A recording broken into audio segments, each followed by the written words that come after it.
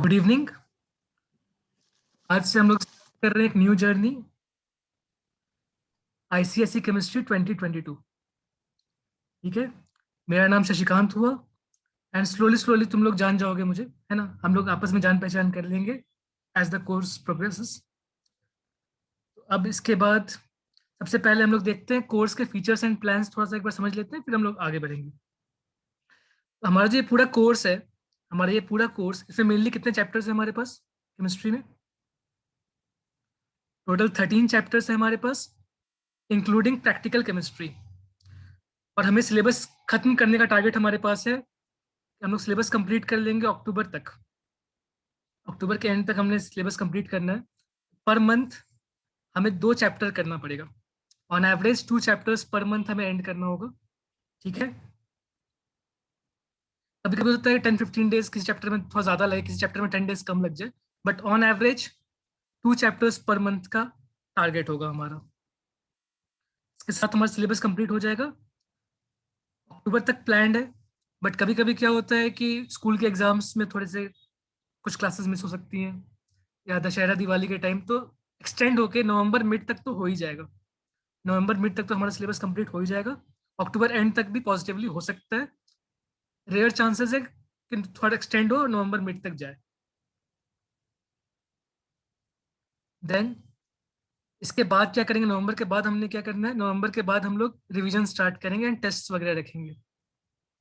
And if possible IIT foundation courses start करेंगे, but star वहाँ mark है, मतलब terms and conditions applied. Terms and conditions ये होगा कि एक मिनिमम नंबर ऑफ सिग्निफिकेंट होता है ना, इंटरेस्टेड स्टूडेंट्स अगर मिलेंगे तो ही करेंगे स्टार्ट, अदरवाइज नहीं स्टार्ट करेंगे। यहाँ तक की चीजें सारी क्लियर है, यहाँ तक तो कोई प्रॉब्लम नहीं है इसी पॉइंट पे। देन क्या है कि हम लोग जो सिलेबस फॉलो करेंगे उसमें 90% ऑफ द सिलेबस जो हम लोग कवर करेंगे, उसमें order of topics as per Selina publishers की बुक से होगी, कॉन्साइज केमिस्ट्री के अकॉर्डिंग होगी।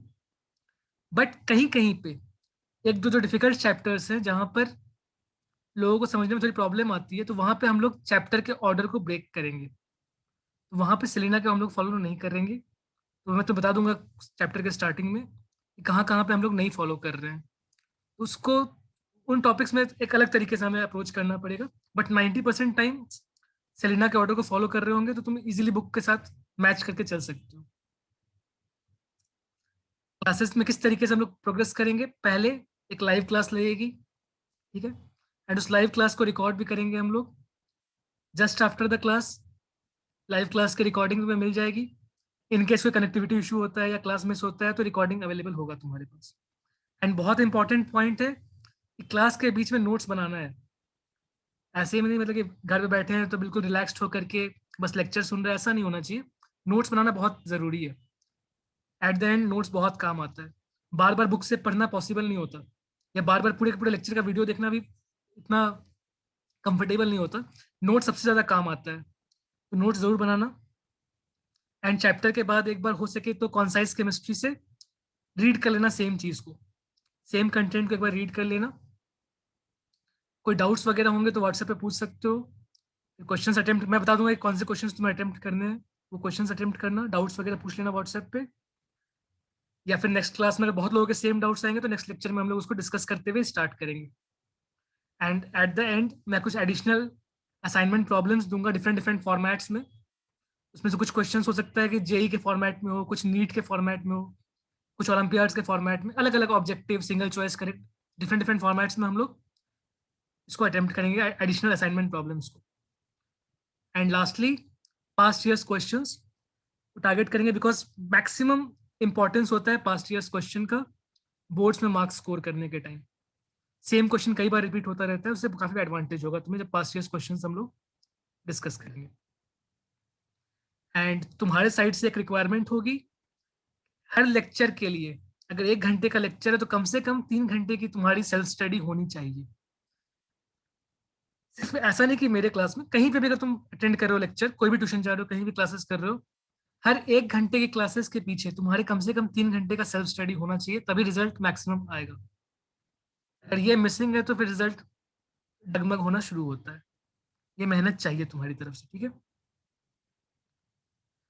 आज हम लोग स्टार्ट करेंगे विथ मोल कॉन्सेप्ट। किसी ने डिमांड किया था कि मोल कॉन्सेप्ट से स्टार्ट किया जाए, समझने में काफी डिफिकल्टी होती है, तो आज हम लोग सबसे पहला स्टार्ट करेंगे विथ मोल कॉन्सेप्ट। एंड ये जो चैप्टर है मोल कॉन्सेप्ट, ये एक तरीके का खौफ है, दहशत है बच्चों के बीच में मोल कॉन्सेप्ट नाम से। हर साल बहुत सारे स्टूडेंट्स मिलते हैं जो बस इनका एक ही डाउट होता है कि मोल कॉन्सेप्ट पढ़ा दो। ठीक है, तो मोल कॉन्सेप्ट एक बहुत ही डिफिकल्ट चैप्टर माना जाता है, लेकिन ऐसा है नहीं, है बहुत सिंपल। एंड चैप्टर को स्टार्ट करने से पहले बता देता हूँ, इसमें हम लोग सेलिना के ऑर्डर को फॉलो नहीं करने वाले हैं। इसके लिए मैंने अपना एक अलग ऑर्डर डिजाइन कर रखा है, एक अलग मेथड से चैप्टर को हम लोग अप्रोच करेंगे एंड फिर अटैक करेंगे। तो उस ऑर्डर के अकॉर्डिंग चलना है। बुक से इसको रीड अभी नहीं करना, मैं बताऊंगा कि कब रीड करना है इसको, कब क्वेश्चन अप्लाई करना है। बुक वाले क्वेश्चंस को अभी होल्ड पे रखना। अभी लेक्चर्स को ही बार बार रिवाइज करना, रिपीट करना, सुनना, उन क्वेश्चंस को बार बार अटेम्प्ट करना। ठीक है, जो हमने लेक्चर्स के बीच में डिस्कस किए होंगे। यहाँ तक सारी बातें क्लियर है? कोई डाउट है कहीं पे किसी को? यहाँ तक कोई प्रॉब्लम तो नहीं होगा? तुम्हारे कोई नो सर। तुम्हारे जब भी नो प्रॉब्लम होगा सर। चैट पे भेज देना मुझे तुम, किसी को भी प्रॉब्लम हो, या फिर बीच में पूछ भी सकते हो, है ना? तो थोड़ा इंटरेक्टिव रखेंगे क्लास को। इसके आगे, यहाँ तक तो वन साइडेड था, अब इसके आगे थोड़ा इंटरेक्टिव रखेंगे। अच्छा, सबसे पहला हम लोग स्टार्ट कर रहे हैं एक ऐसे टॉपिक से जो तुम लोगों ने पढ़ रखा है। कहाँ पर? 9th क्लास में तुमने स्टडी कर रखा है। एक बार हम लोग उसको रिवाइज करेंगे, तुम्हें आता है या नहीं, उसके बाद फिर आगे बढ़ेंगे। ये कॉन्सेप्ट मोल कॉन्सेप्ट के लिए इंपॉर्टेंट है। Atomic number and mass number, ये सभी ने स्टडी कर रखा होगा। एटॉमिक नंबर क्या होता है, मास नंबर क्या होता है, एंड कैसे एटॉमिक नंबर मास नंबर को यूज करके हम लोग number of electrons, number of protons and number of neutrons find करते हैं। ये कॉन्सेप्ट आता है सबको, या किसी को कोई डाउट वगैरह है इसमें? No sir. एक अटेम्प्ट करो, इन क्वेश्चंस को अटेम्प्ट करो, है ना? यहाँ पे इन सभी के हम लोग atomic number and mass number given है, हमें number of electrons, number of protons and number of neutrons find करना है। जिनको नहीं आता उनके लिए मैं बता दूंगा ये कैसे कर रहे हैं। जिनको आता है वो खुद से अटेम्प्ट करना स्टार्ट कर लो। मेनली होता क्या है रिजल्ट, कि atomic number is equals to number of protons, atomic number is equals to number of protons, ठीक है, and mass number equals to number of protons plus number of neutrons. ये दो results हैं हमारे पास। जैसे कार्बन है, सबसे पहला एलिमेंट हम लोग कार्बन की बात कर रहे हैं, उसका एटॉमिक नंबर है 6। That means number of protons कितने हो जाएंगे, number of protons is equal to atomic number, वो भी हो जाएगा एटॉमिक नंबर के इक्वल, यानी 6। Number of protons will be equal to, number of protons will become equal to atomic number, जो कि हो जाएगा 6।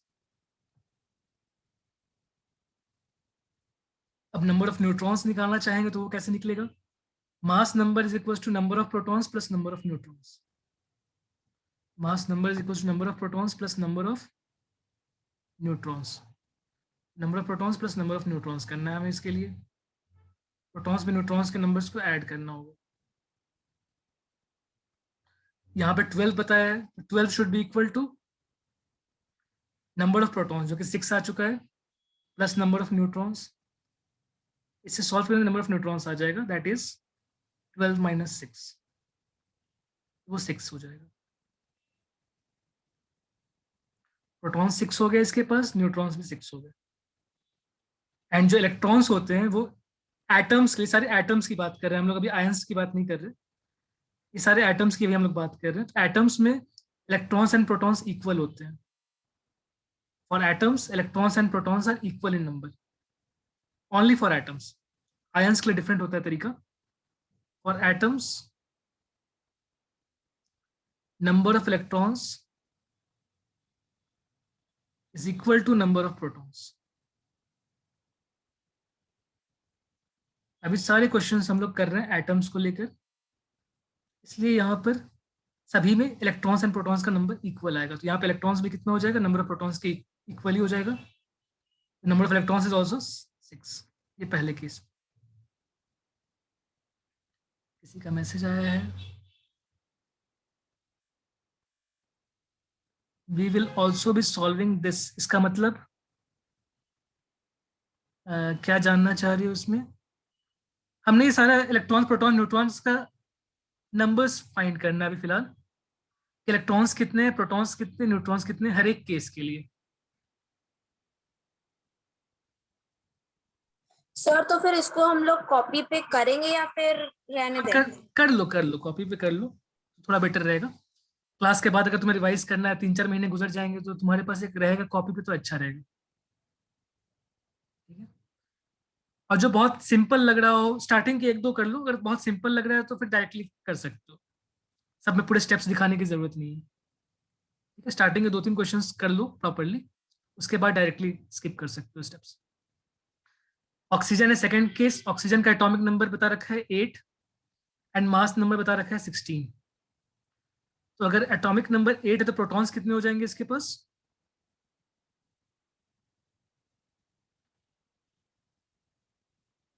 अब मैं बारी बारी से किसी से पूछ सकता हूँ randomly.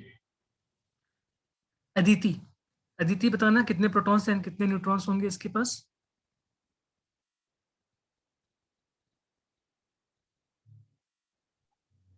Sir number of protons 8 ठीक है। एंड इलेक्ट्रॉन्स हाँ, 8। Electrons 8, neutrons?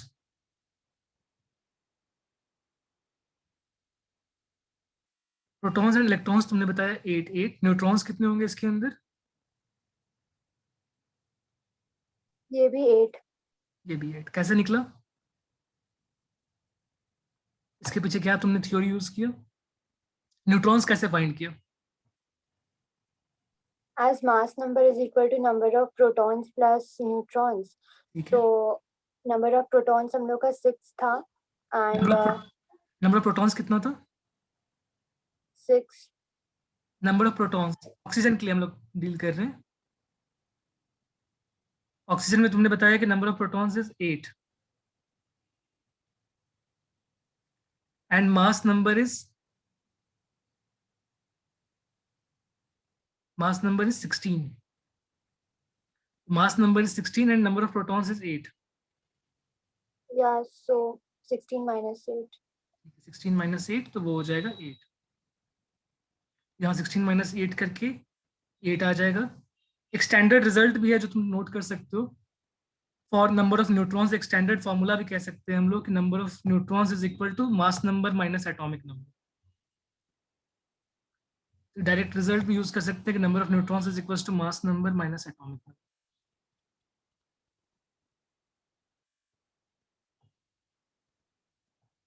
ठीक है। देन अनन्या ट्राई करना फॉर हाइड्रोजन, बताना कितने इलेक्ट्रॉन्स है, कितने प्रोटॉन्स है, कितने neutrons.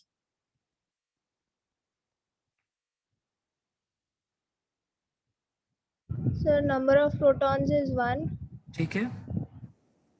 and number of electrons is also 1 okay. And number of neutrons? and number of neutrons is 1 number of neutrons is 1 कैसे कैलकुलेट किया बताना? because mass number is equals to number of protons, that is 1, and neutrons also 1, so 2 minus 1 is equal to 1. 2 कहाँ है? इसका mass number already 1 given है। मैंने यहाँ list में ऑलरेडी तुम्हें atomic number and mass number दे रखे हैं, उससे तुम्हें फाइंड करना है। एटॉमिक नंबर 1 था, मास नंबर भी 1 था इसका। हाइड्रोजन का atomic number 1 and mass number 1 लिखा हुआ है, उसके according number of neutrons find करना है। क्या हो जाएगा? मास नंबर माइनस एटॉमिक नंबर, मतलब 1 minus 1, number of neutrons is 0। ये बहुत ही इंपॉर्टेंट, बहुत ही स्ट्रेंज सा रिजल्ट है। हाइड्रोजन एटम में नॉर्मली क्या होता है कि कोई न्यूट्रॉन नहीं होते, सिर्फ 1 इलेक्ट्रॉन एंड 1 प्रोटॉन होता है।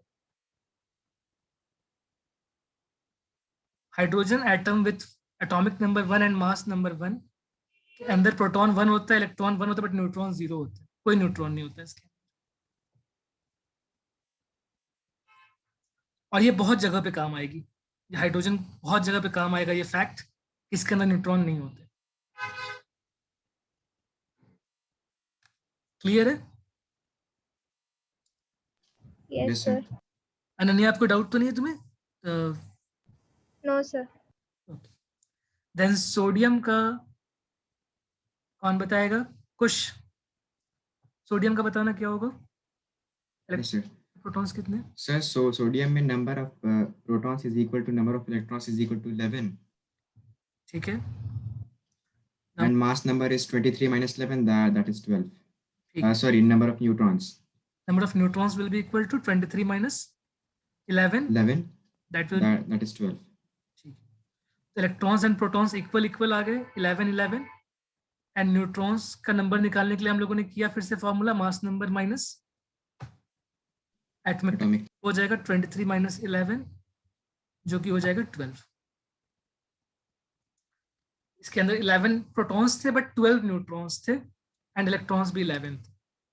ठीक है, तो इस तरीके से बाकी सारे तुम लोग ट्राई कर सकते हो. इसके बाद 4 एलिमेंट्स के और लिखे हुए, magnesium, nitrogen, aluminium and sulphur. ये पूरा टेबल कंप्लीट करके स्टार्टिंग के 3 तो हमने ऑलरेडी 3-4 ऑलरेडी हमने कर लिए. रिमेनिंग को कंप्लीट करके तुम लोग व्हाट्सएप पे मुझे भेज देना. तो इससे मुझे आइडिया लग जाएगा कि तुम लोगों को समझ आ चुका है ये, है ना. और थोड़ी तुम्हारे लिए भी एक्सरसाइज हो जाएगी. क्लास के बाद थोड़ा एटलीस्ट तुम देखोगे इसको, क्लास के बाद जो कंप्लीट करके भेज देना. देन हम लोग नेक्स्ट स्लाइड पे जाते हैं और नेक्स्ट कॉन्सेप्ट को देखते हैं.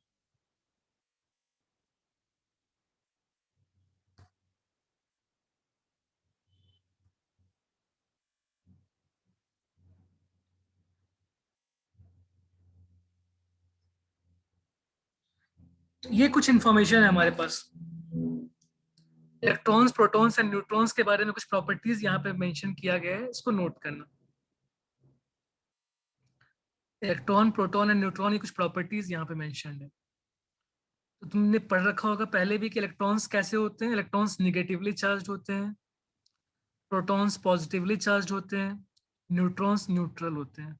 ये स्टडी कर रखा होगा. Electrons are Yes, sir. Negatively charge, protons are positively charge, neutrons neutral, मतलब कोई चार्ज नहीं होता न्यूट्रॉन्स के अंदर. इसको यहाँ पे दिखाया गया है कि प्रोटॉन्स का चार्ज +1 लिखा गया है, इलेक्ट्रॉन्स का -1, न्यूट्रॉन का 0. बट ये किसी और यूनिट्स में, ये कूलम्स में नहीं है. ठीक है, ये किसी और यूनिट्स में, ये कूलम्स में नहीं है. एक तरीके से रिलेटिव तरीके से हम लोग बता रहे हैं कि एलिमेंट्री चार्ज के टर्म्स में ये कितना है. तो इसको +1 E कह सकते हैं, ये -1 E होता है और ये 0 होता है. बिकॉज तुम लोगों ने पढ़ा होगा फिजिक्स में इलेक्ट्रॉन का चार्ज क्या होता है. अगर कूलम्स में बात करेंगे, charge of electron in coulombs, वो कितना होता है. Charge of electrons is actually equal to -1.602 multiplied by 10⁻⁻19 coulombs. ये होती है इसकी exact value. But relative to charge of electron हम लोगों ने यहाँ पे लिख दिया -1 टाइम्स चार्ज ऑफ इलेक्ट्रॉन, तो -1 E एंड +1 E ये मीन करना चाहते थे, बट इन्होंने सिंपली +1 एंड -1 लिख के छोड़ दिया था, जहां से मैंने ये पिक किया है. ओके, प्रोटॉन्स का चार्ज +1 E, इलेक्ट्रॉन्स का चार्ज -1 E होता है. Electrons negatively charge, protons positively charge, neutrons neutral, उसमें कोई चार्ज नहीं होता. बट मास, अभी हम लोग ज्यादा इंपॉर्टेंट हमारे लिए इस चैप्टर में मास है.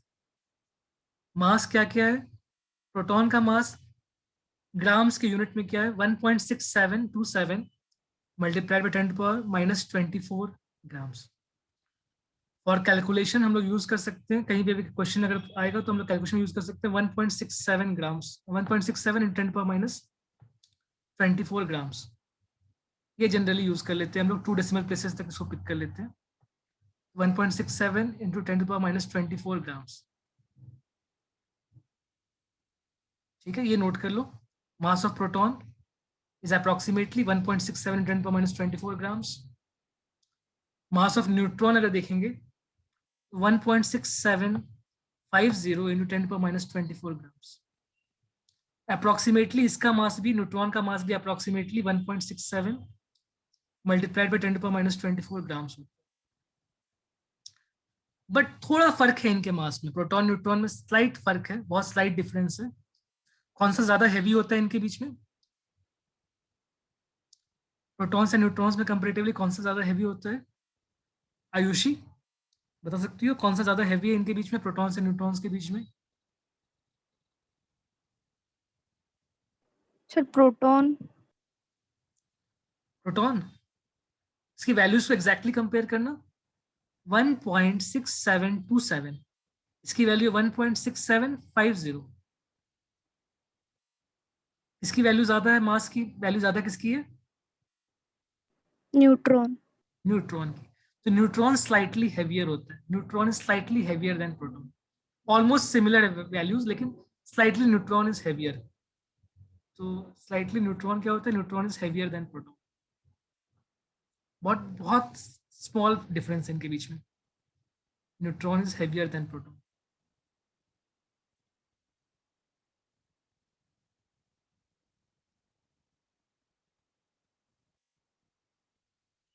ठीक है सारी बातें। इलेक्ट्रॉन का मास क्या होता है? इलेक्ट्रॉन के लिए तो जनरली हम लोग सिर्फ इतनी ही वैल्यू यूज करते हैं, 9.1 multiplied by 10 to the power minus 28 grams, 9.1 into 10 to the power minus 28 grams। ठीक है, तो ये बहुत बहुत बहुत लाइट है, बहुत बहुत बहुत लाइट है as compare to protons and neutrons. यहाँ देखो पावर्स कितने थे, पहले powers 10 to the power minus 24 थे, 10 to the power minus 24 थे, यहाँ 10 to the power minus 28 हो गया, मतलब बहुत हल्का हो गया। ऑलमोस्ट कितने का फर्क है? 10,000 टाइम्स का फर्क है, लगभग लगभग, थोड़ा सा डिफरेंस आएगा, मतलब 1000 टाइम्स से ज्यादा का ही फर्क है, 1000 से 10,000 टाइम्स के बीच में कुछ फर्क आ रहा है इसके बीच में, इतने टाइम्स का फर्क। ठीक है, इसके बीच में कुछ वैल्यू आएगी, वो एग्जैक्टली निकालना पड़ेगा कितने टाइम्स हेवियर है, बट एक रफली हम लोग देख सकते हैं इसके पावर्स से, it is 1000 to 10,000 times lighter than proton and neutron. कौन सा? Electron. Electron is much much lighter than proton and neutron. ये नोट कर लो, ये बहुत इंपॉर्टेंट है हमारे इस पूरे चैप्टर के लिए, ये फैक्ट बहुत इंपॉर्टेंट है हमारे इस चैप्टर के लिए कि प्रोटॉन्स एंड न्यूट्रॉन्स बहुत हैवी हैं, इलेक्ट्रॉन्स नेग्लिजिबल है, मास के मामले में नेग्लिजिबल है, उसको हम लोग बहुत जगह पर निग्लेक्ट कर सकते हैं। ठीक है, इलेक्ट्रॉन्स बहुत लाइट है as compare to protons and neutrons, and proton and neutron almost similar mass है इनका, बहुत ही क्लोज मास है इनका। न्यूट्रॉन स्लाइटली हेवियर होता है प्रोटॉन से। ये कॉन्सेप्ट हम लोगों ने इस टेबल के फॉर्म में देखा। इस टेबल में एक और कॉलम है, एक और कॉलम है इस टेबल के अंदर, उसमें मास लिखा है, साथ में क्या लिखा है? AMU। AMU का फुल फॉर्म पता है किसी को? क्या होता है AMU? Atomic mass unit. AMU का फुल फॉर्म होता है एटॉमिक मास यूनिट। ये भी एक तरह का यूनिट होता है, जैसे होता है केजी, ग्राम, मिलीग्राम, सेंटीग्राम, ऐसे ही एक यूनिट होता है एटॉमिक मास यूनिट। ये जनरली जो भी एटम्स, इलेक्ट्रॉन्स, प्रोटॉन्स, न्यूट्रॉन्स, बहुत लाइट चीजों को जब मेजर करते हैं तो उसके लिए हम लोग ये यूनिट यूज करते हैं, एटॉमिक मास यूनिट। ये बहुत कंफर्टेबल होता है इसको यूज करना। इसमें जो वैल्यू आएंगी वो 1, 2, 3, 4, हाफ, 10, 9 ऐसे कुछ वैल्यू आएंगी, जो कि बहुत छोटी छोटी वैल्यूज आएंगी। बट अगर ग्राम्स यूज करो तो ये तुमको साथ में पावर्स, बहुत बड़े बड़े पावर्स लिखने पड़ेंगे, 10 to the power minus 24, 10 to the power minus 28, ये सब लिखना पड़ेगा तुम्हें। ये बहुत कंफर्टेबल नहीं है ग्राम्स को यूज करना इस पर्पस के लिए। बहुत छोटे मासेस के लिए ग्राम्स को यूज करना बहुत कंफर्टेबल नहीं था, तो उसके लिए एक यूनिट होता है atomic mass unit, AMU, atomic mass unit. इसमें एक छोटा सा एक्सपीरियंस मेरा, 1-2 साल पहले मुझे ये पता चला था कि शायद सेक्रेट हार्ट स्कूल में, आइदर सेक्रेट हार्ट या फिर लोरेटो, इनमें से किसी एक स्कूल में क्या होता है कि टीचर मार्क्स काट लेते हैं AMU लिखने पर। जैसे यहाँ पे AMU लिखा है, ऐसे अगर लिखोगे तो तुम्हारे टीचर मार्क्स काट सकते। सेक्रेट हार्ट था मोस्ट प्रोबेबली। वो बोलते हैं कि तुम्हें लिखना है A.M.U. बिकॉज ये एब्रिविएशन है, तो वो बोलते हैं पर्टिकुलरली कि तुम्हें A.M.U. लिखना होगा, अदरवाइज वो उसके मार्क्स काट सकते हैं। सेक्रेट हार्ट के स्टूडेंट्स के लिए ये एक, ठीक है, इंपॉर्टेंट पॉइंट है कि तुमने हमेशा एटॉमिक मास यूनिट को A.M.U. लिखना है। हमें तो ज्यादा फर्क नहीं पड़ता है, AMU लिख दो, A.M.U. लिख दो, बट कुछ टीचर्स बहुत स्पेसिफिक होते हैं इन चीजों में, तो केयरफुल रहना। ठीक है, एटॉमिक मास यूनिट का A.M.U. लिखना। अच्छा, अगर एटॉमिक मास यूनिट में मेजर किया जाए तो क्या वैल्यू आती है, वैल्यूज को नोट कर लो। प्रोटॉन का मास आता है 1.007 AMU, 1.007 AMU, यहाँ पे AMU लिखना चाहिए था, 1.007 AMU, okay, 1.007 atomic mass unit. Neutron का मास 1.008 एटॉमिक मास यूनिट। हमें नहीं पता कि एटॉमिक मास यूनिट क्या होता है, हम लोग बहुत जल्दी पढ़ने वाले हैं, बट अभी हमें नहीं पता। कोई एक पर्टिकुलर यूनिट है, हमारे लिए सिंपल एक यूनिट है, जैसे होता है ना इंच, फीट, है ना, फीट, इंच, और बहुत बड़े बड़े यूनिट्स होते हैं, ठीक है। उसी तरीके का ये भी एक यूनिट है, ये मास का यूनिट है, एटॉमिक मास यूनिट, और बहुत लाइट पार्टिकल्स के लिए यूज करते हैं। अभी बस इतना ही जानना जरूरी है, आगे एग्जैक्टली क्या होता है हम लोग थोड़ी देर के बाद पढ़ेंगे इसको। एंड जब इलेक्ट्रॉन का मास लिखा गया तो क्या वैल्यू आई इलेक्ट्रॉन के मास की? 0.000, पहले दिन 3 डेसिमल प्लेस तक कोई वैल्यू नहीं है इसके पास, 0.0005 AMU, तो बहुत ही लाइट है as compare to proton and neutron, बहुत ही लाइट है ये, 0.0005 AMU, ओके। अब यहाँ जो बहुत इंपॉर्टेंट फैक्ट है, इन सब चीजों को नोट करने के बाद नोट कर लेना, एक बहुत ही इंपॉर्टेंट फैक्ट ये है कि 1 AMU की वैल्यू कितनी होती है? 1 एटॉमिक मास यूनिट होता है 1.6605 × 10⁻24 ग्राम्स। हमेशा ही तुम सिर्फ 2 डेसिमल प्लेस तक ही इसको यूज करना, 1.66 × 10⁻24 ग्राम्स, सिर्फ इतनी इंपॉर्टेंट है हमारे लिए। 1 एटॉमिक मास यूनिट कभी भी यूज करना है तो 1.66 × 10⁻24 ग्राम्स, इसको नोट कर लो, ये बहुत इंपॉर्टेंट रिजल्ट है। 1 AMU इज 1.66 × 10⁻24 ग्राम्स।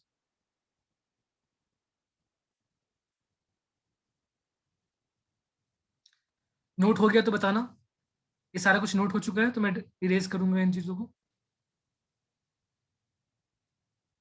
एक बार चैट पे ओके लिख देना अगर सबका हो गया, तो एक बार चैट पे ओके लिखते जाओ अगर कंप्लीट हो गया यहाँ तक।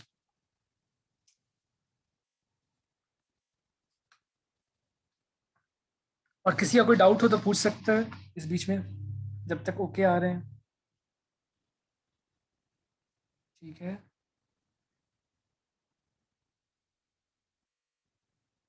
ओके,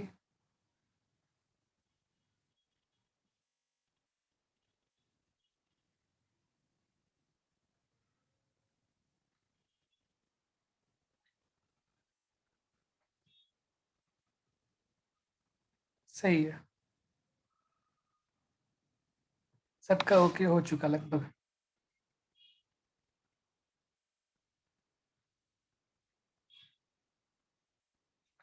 कुछ का अगर बाकी रह जाता है तो उसको भी मान लेते हैं कि ओके है। किसी का डाउट है तो पूछ लो, डाउट तो किसी का नहीं है यहाँ तक अभी तक, आगे प्रोसीड कर लेते हैं फिर। एक इंपॉर्टेंट फैक्ट है जो मैं अभी यहाँ पे लिखने जा रहा हूँ, इसको बहुत अच्छे से ध्यान में रखना, जो हमारे आगे के कॉन्सेप्ट को बिल्ड करने में काम आएगा। हम लोगों को ये मान के चलना है कि एक एजम्पशन टाइप का ये कि मास ऑफ प्रोटॉन को हमेशा मान के चलो कि अप्रोक्सीमेटली होता है 1 AMU, अप्रोक्सीमेटली, उससे स्लाइटली ज्यादा होता है, 1.007 होता है, but approximately 1 AMU mass of proton, and approximately mass of neutron भी क्या होता है? 1 AMU। ये एज्यूम करके चलेंगे हम लोग अपने सारे सिंपल कैलकुलेशन के लिए। मास of proton is 1 AMU, mass of neutron is 1 AMU, and mass of electron is approximately 0 AMU। बहुत ही सिंपल कैलकुलेशंस के लिए, बहुत सिंपल से अपने कॉन्सेप्ट्स को बिल्ड करने के लिए हम लोग ये एजम्पशन लेके चलेंगे, लगभग ये वैल्यू आ रही है। मास of proton is 1 AMU, one proton, one single proton का मास 1 AMU, वन सिंगल न्यूट्रॉन का मास 1 AMU, mass of 1 electron is 0 AMU। 0 हो नहीं सकता, 0.5 है, बट 0 मान लेते हैं, 0 AMU के आसपास मान लेते हैं, 0.0005 है, बट इसको मान लेते हैं। डन। अब इसके बाद इसको नोट कर लो, mass of proton is 1 AMU, mass of neutron 1 AMU, mass of electron approximately 0 AMU लेके हम लोग चल रहे हैं।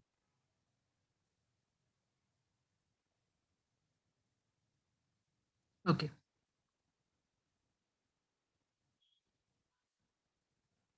अब आते हैं हम लोग अपने नेक्स्ट टॉपिक पे, नेक्स्ट स्लाइड पे,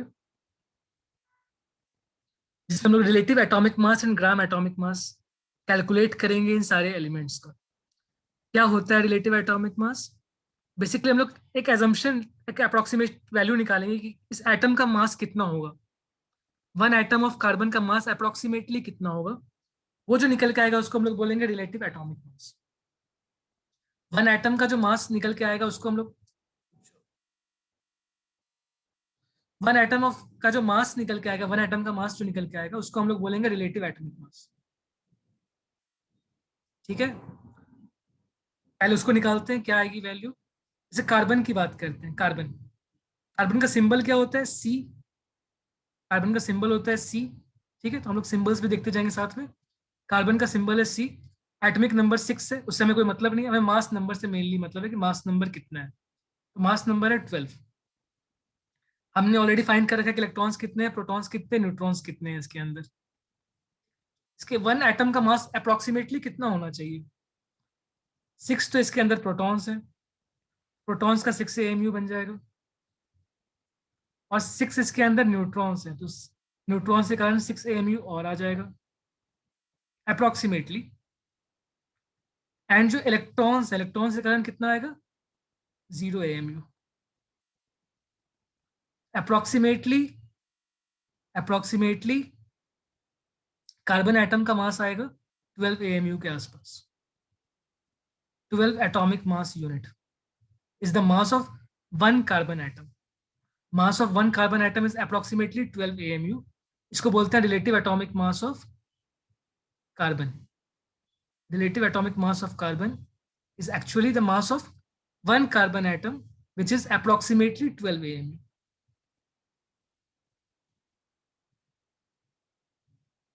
ये कॉन्सेप्ट समझ में आया रिलेटिव एटॉमिक मास का?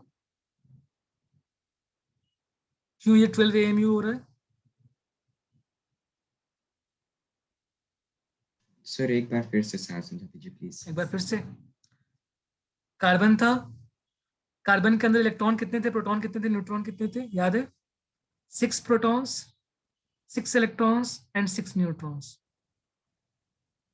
ये निकाला था हमने, 6 protons, 6 electrons, 6 neutrons. Proton, electron, neutron.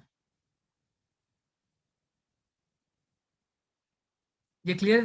Pen बन गया लिखा हुआ, proton, electron, neutron. Actually 6 protons, 6 electrons and 6 neutrons. अब इनका मास अगर निकाला जाए तो वन प्रोटॉन का मास हमने क्या बताया? मास ऑफ प्रोटॉन, एक सिंगल प्रोटॉन का मास 1 AMU अप्रोक्सीमेटली हम यूज कर सकते हैं। इससे थोड़ा ज्यादा होगा but approximately 1 AMU। Mass of neutron कितना होगा अप्रोक्सीमेटली? 1।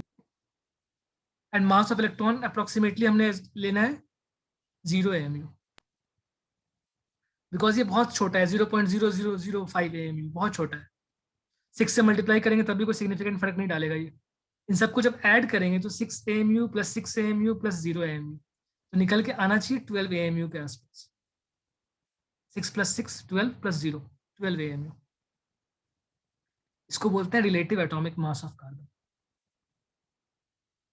इसका यूनिट होता है AMU, एटॉमिक मास यूनिट। किसी का भी रिलेटिव एटॉमिक मास बोलेंगे तो वो AMU में आएगा, एटॉमिक मास यूनिट में आएगा। एटॉमिक मास यूनिट में आएगा रिलेटिव एटॉमिक मास, और उसका मतलब होता है वन एटम का मास कितना है। तो कार्बन के वन एटम का मास है 12 AMU। अब क्लियर है? Yes sir. कोई डाउट तो नहीं? तो कुछ तुम ही बताना, कुछ के लिए क्वेश्चन है, सोडियम का रिलेटिव एटॉमिक मास क्या होगा? सोडियम, हाँ सोडियम, सोडियम में इलेक्ट्रॉन्स कितने थे, न्यूट्रॉन्स कितने थे? उसके अकॉर्डिंगली अंदाजा लगा के बताओ क्या होगा इसका relative atomic mass. 23 AMU sir. ठीक है, सोडियम का जो रिलेटिव एटॉमिक मास आता है वो 23 AMU ही आ जाता है। तो ज्यादातर एलिमेंट्स के लिए जो मास नंबर होता है ना, उतना ही AMU most of the elements के लिए बन जाता है। रीजन बीइंग कि हर एक प्रोटॉन के लिए 1 AMU एंड हर एक न्यूट्रॉन के लिए 1 AMU। इलेक्ट्रॉन को कंसिडर करने की जरूरत है नहीं, वो 0 होता है। ऑक्सीजन का जब निकालेंगे तो वो 16 AMU निकल के आ रहा होता है। Relative atomic mass of oxygen atom 16 AMU, hydrogen atom is 1 AMU, magnesium atom it is 24 AMU, 24 atomic mass unit. Nitrogen, magnesium का 24 AMU, नाइट्रोजन का 14 AMU। ठीक है, magnesium 24 AMU, nitrogen 14 AMU, aluminium 27 AMU and sulphur 32 AMU। Generally ऐसा हो जाता है। ठीक है, कहीं कहीं पे कुछ एक्सेप्शन भी होता है जहाँ फ्रैक्शंस में आते हैं एटॉमिक मास, उसका मीनिंग कुछ और निकलता है, वो हम लोग बाद में आराम से समझेंगे, अभी बेसिक लेवल पे कर रहे हैं। तो 40 मिनट्स का लिमिट होता है ना जूम पे, वो खत्म होने वाला है, तो दोबारा एक बार हम लोग ज्वाइन करेंगे विद द सेम लिंक। मैं क्लास को एक बार एंड करूंगा और दोबारा हम लोग सेम लिंक के साथ ज्वाइन करेंगे, फिर डिस्कस करेंगे।